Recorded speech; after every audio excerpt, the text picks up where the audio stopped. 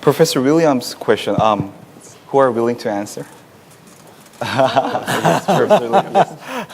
That's a very good question, and I think the prospect of Chinese financial collapse is real. Yeah. It may not happen, but it could happen, which will have horrible consequences, not just for China, but for all of us. China owns a great deal of American debt, for example, and the domino effect of Chinese financial crisis will be felt, I suspect, for a very long time across the world. But there's another thing which I wanted to add, which is that if you go around talking to Chinese Communist Party elite, the required reading these days is not Karl Marx's Das Kapital, but rather another 19th century classic of social theory, namely Alexis de Tocqueville's Old Regime and the French Revolution.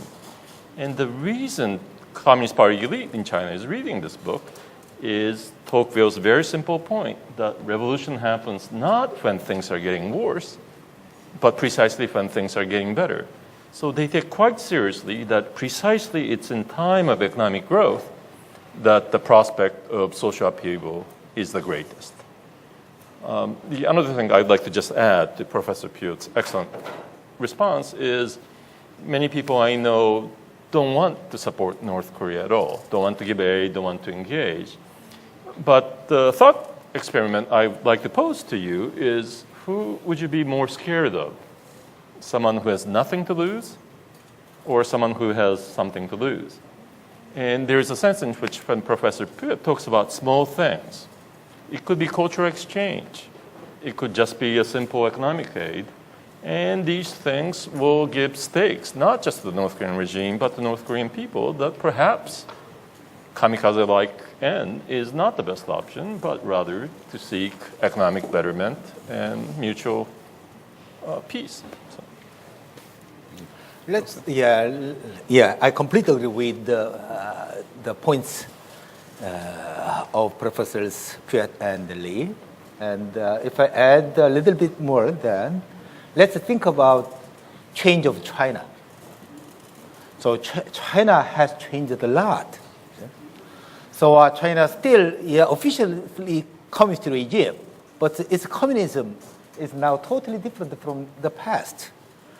The economic opening and the reform of China happened after Nixon's rapprochement with China.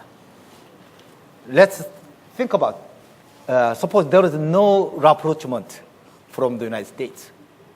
Then would it have been possible for China to make this change?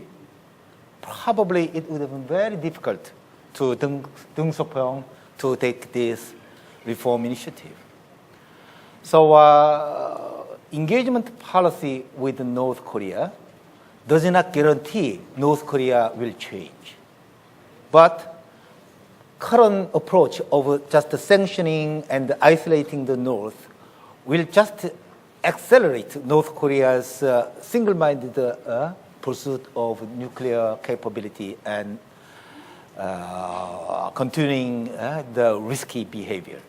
So, by providing more to gain from international exchanges, North Korea and regime may have more incentives to open and reform as China, Vietnam did.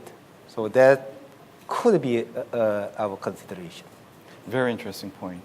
Okay, do you have any further questions? President Ritchie? Thank you. I have 17 questions because this discussion was fascinating.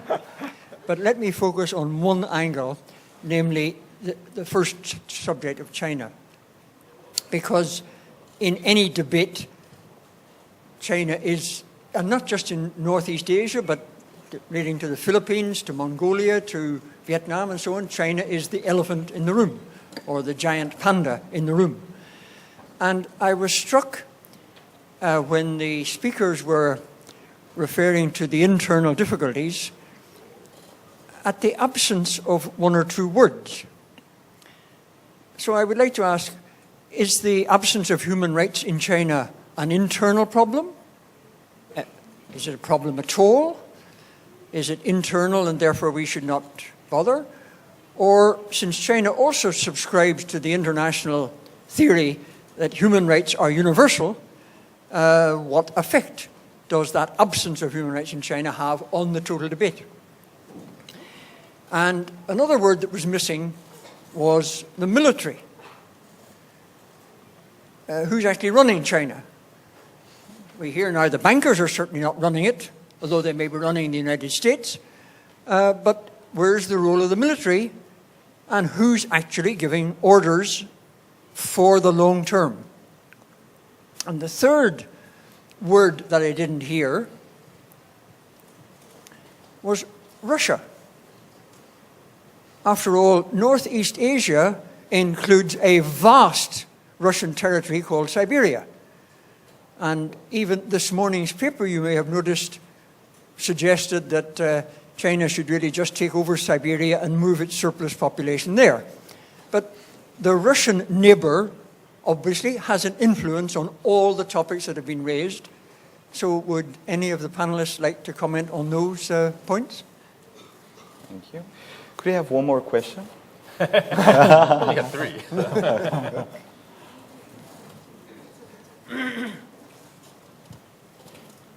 Hello, my name is Seung-mo Kwon. I'm from Graduate School of International Peace.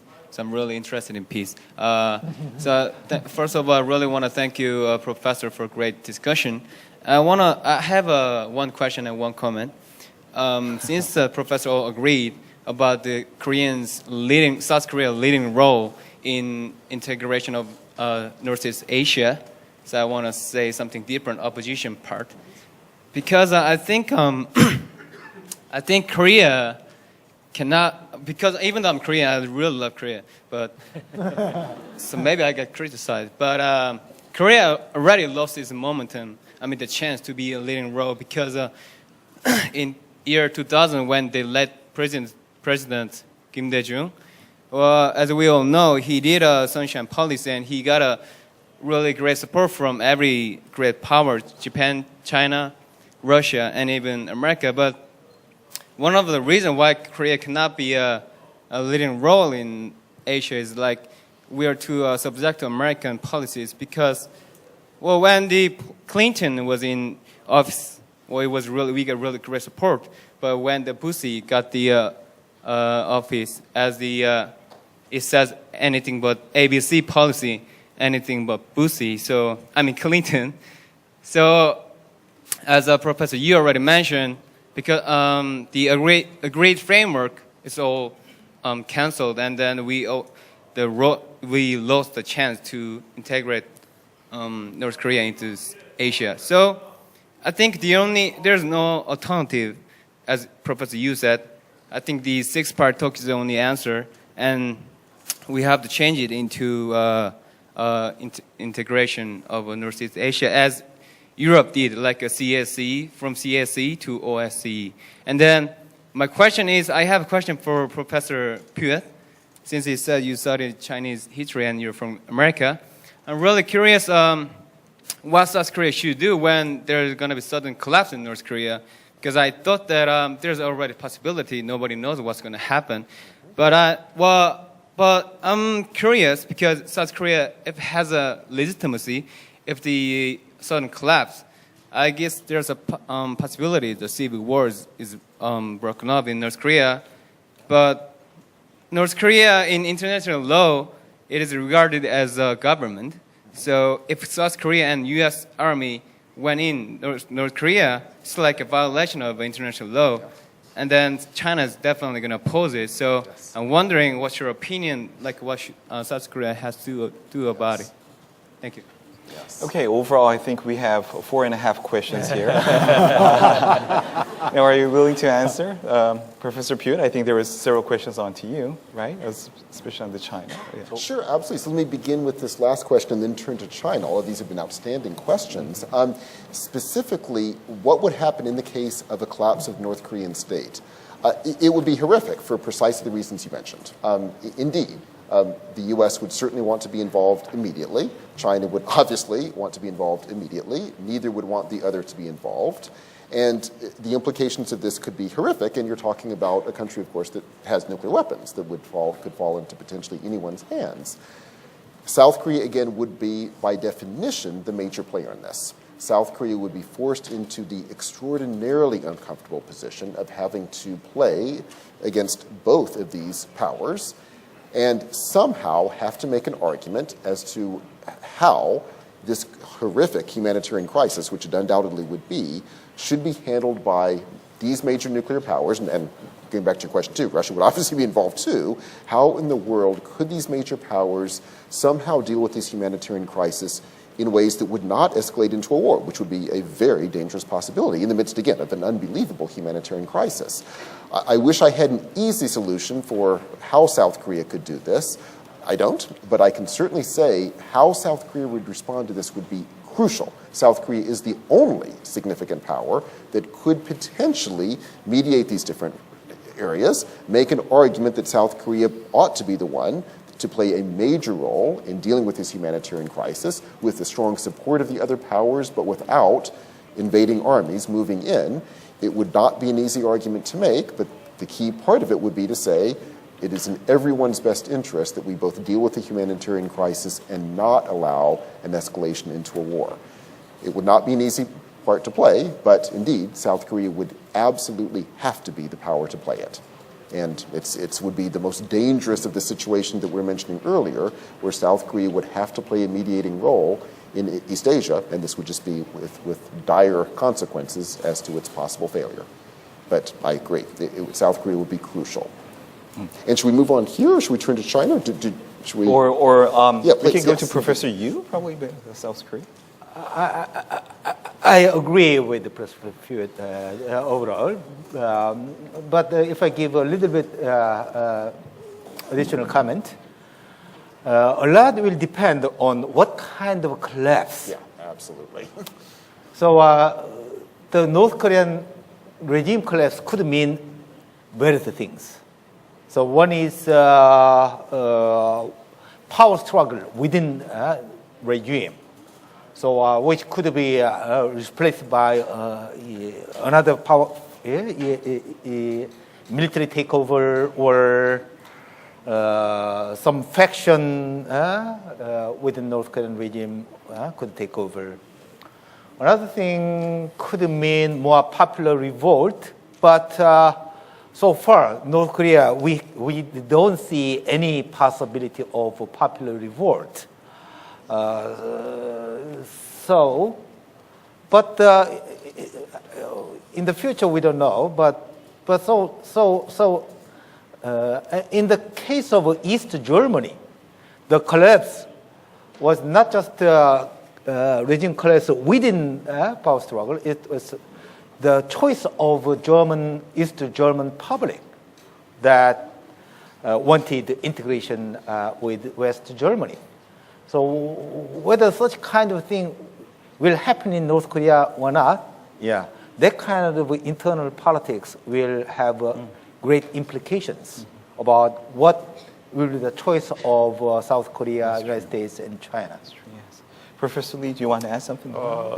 I mean, I hope I'm wrong, but the best case scenario I see would be an internal war, civil war, as the remnants of the military and the party elite struggle for control of the regime, and millions of refugees streaming into China, South Korea, and some to Russia. It would be a disaster. Truly. And that's the best case scenario. Yeah. Okay, why don't we have just 2 more questions because of the limit of time. Should we go to the 3 of the 17? Oh, sorry about that. Yes, why don't we go back to the questions? Who's going to ask? Yeah, why don't you, Professor Pugh? Yes. Sure, yeah, I'll be happy to. Excellent set of questions, and I'll refer back to the earlier question, too, about China. Yes, the current economic instability and social dislocation going on in China is extraordinary. Again, when you read the paper about this rising China, they're looking at a thing, namely the growing economy, which is extraordinary. Spend any time in China, what you will see is a wealth disparity that is unbelievable, dislocation between urban and rural areas that is startling. Rural discontent, to put it mildly, is at unbelievable levels. I mean, to the point of just constant riots going on. Unbelievable problems. Indeed, as you mentioned, this is playing out in many ways, but certainly one of the ways this is playing out with a tremendous amount of corruption going on is a push toward increasingly authoritarian tendencies on the part of the government to try to control this, increasingly lending support to the military and playing into nationalistic concerns to try to ease these social tensions, all of which is playing out in very dangerous ways. And absolutely, in terms of human rights, things are not going well. In terms of potential support for an authoritarian regime for other actors that might be supportive, say Russia, is clearly ongoing.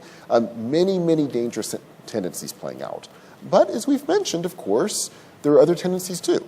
And part of the concern now for the international community is to create a situation in which we are trying not to allow those strongly nationalistic and authoritarian tendencies to become so powerful, to try to create a situation in which that can be somewhat eased, and hopefully by doing so bring out other voices that would be working against these authoritarian tendencies, this incredible corruption, bring out voices that are trying to create a more efficient government, trying to be much more responsive to the population, dealing with these extraordinary problems. How is this going to play out? I would not dare to predict. But one thing I would say is we could easily imagine here too a complete collapse where China would move toward a more authoritarian regime, more corrupt, yielding more power to the military, and a disaster ensuing. We can imagine other scenarios too. And let's just remember one, who knows if it would be a parallel, but something to think about. Look at what a country called the United States of America looked like at the beginning of the 20th century, when it had this extraordinary economic growth that was on the verge of becoming perhaps the largest economy in the world. But, oh my gosh, it was a country in which the government was completely controlled by a tiny oligarchic elite. The wealth disparity was unbelievable. There was institutionalized racial apartheid in this country.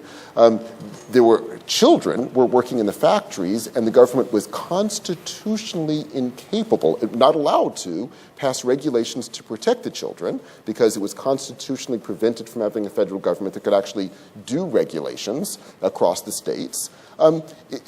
It started playing into some horrible nationalistic tendencies. America started engaging in imperialistic wars, playing all of this out in precisely the ways you could imagine. Now, America still has lots of problems, but over time, America at least ended its racial apartheid. We allowed women to vote. We now have laws that prevent 12-year-olds from working in factories.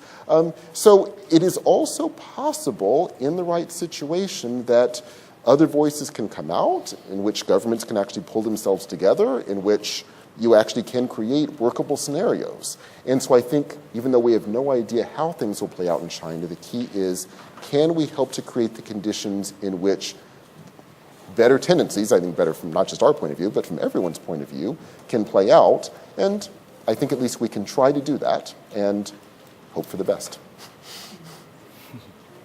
Okay, now, just one last question. Yes, Professor Saul? Okay. Great thoughts, great insights, and I've learned a lot, and I truly appreciate it. But at the same could you time, stand up, please?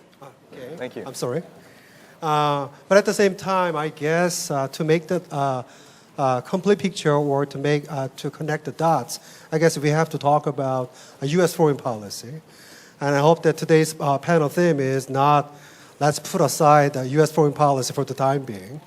But my question may sound a little bit weird because my question is not about U.S. response, but mainly about U.S. no response.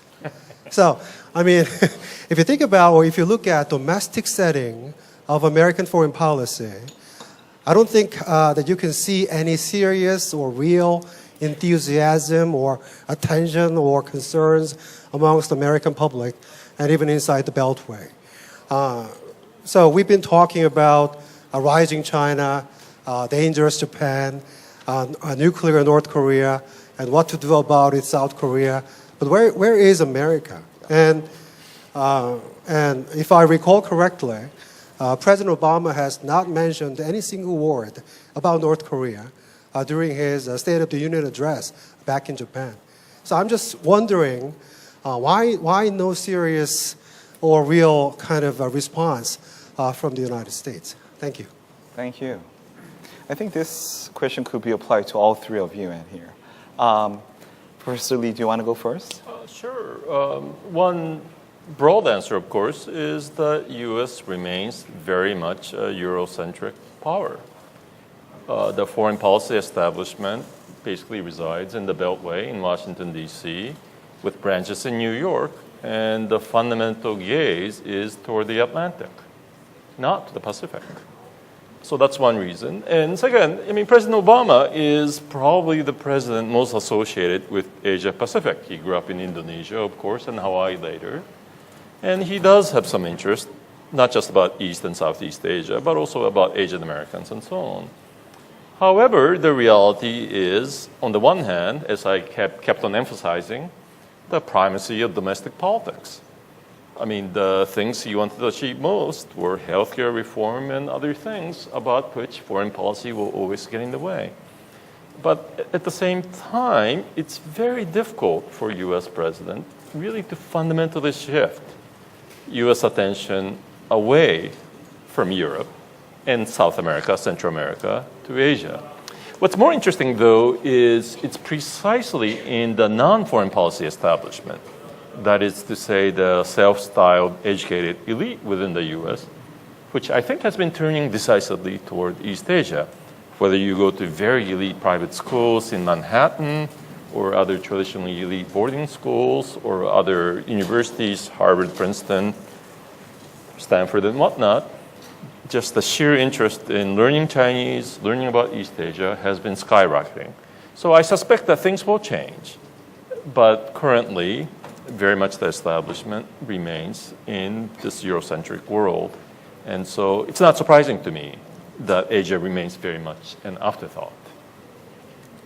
Yes, Professor Pugh, do you want to add something? Oh, I will just completely underline those points. I think that's exactly right. I think when Obama made the argument that the U.S. needs to shift its focus toward the Pacific, I have no doubt that he was completely sincere in that statement. And yet, as Professor Lee has mentioned, it's really not led to much of a shift at all. And I think the reason is precisely the foreign policy establishment knows nothing about Asia. And true policies toward Asia have really not changed significantly. As we've mentioned, U.S. policies have largely created a very dangerous situation in a number of areas, and those have really not changed a bit.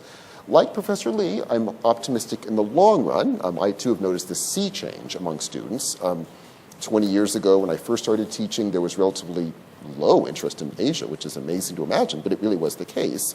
Now it's not the case at all. My students, the interest levels is extraordinary in East Asia, and of course these are the generations that will later play a crucial role in whatever world that's going to be created, so I'm optimistic, but we're talking decades, and that's a while away. So I agree. I think we have a fundamental problem. I think the U.S. is, needless to say, a major player in Northeast Asia, to put it mildly. And we have a country that really does not understand the tensions and complexities going on. It has a foreign policy, even when at best well-intentioned, that oftentimes is creating very dangerous situations apart from its intended goals. And if we have a 2-decade wait until this new generation will be running things, we have a problem, and I think we need to confront that problem very seriously and try very hard, and again, I think South Korea could play a major role in this, to make powerful arguments to Washington as how it needs to rethink its foreign policy in ways that will be helpful as opposed to destructive of the larger goals we've been discussing this evening. Thank you. Professor Yu, do you have any last comment on the question? So basically, I agree that U.S. has less attention to the Asia, partly because of Eurocentric position, but also because of pressing more imminent issues from Middle East. So Obama administration has inherited the wars in Iraq, Afghanistan, and then you see continuing problems from Middle East, and North Africa, and now Ukraine, and because of these more pressing concerns, the United States was unable to pay much attention to North Korea. And in addition, while Obama indicated during the presidential campaign that he is willing to engage with those countries like North Korea, Iran, but North Korea made it very difficult for Obama administration to constructively engage with North Korea, because North Korea pushed too hard, too much brinkmanship tactics made it very difficult for Obama administration to get sufficient domestic support to engage with North Korea. So for these kind of reasons, Obama administration just stick to the policy of strategic patience, which meant doing nothing. And for example, John Kerry, before becoming Secretary of State, criticized the strategic patience. But after becoming Secretary of State, he's just doing that again. So that explains the difficult situation for U.S. position in Korean Peninsula. Thank you so much. Well, I think it's really a time for us to wrap up our dialogue series today. I want to give my real sincere gratitude to all of our guest speakers here. Why don't we give a big hand to them one more time?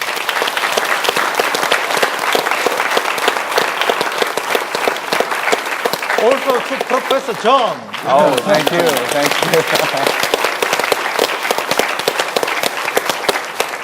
you. Again, it was a great pleasure and honor for me to be moderating today's dialogue. And thank you very much for joining us here today. Thank you, and have a wonderful night. Bye-bye.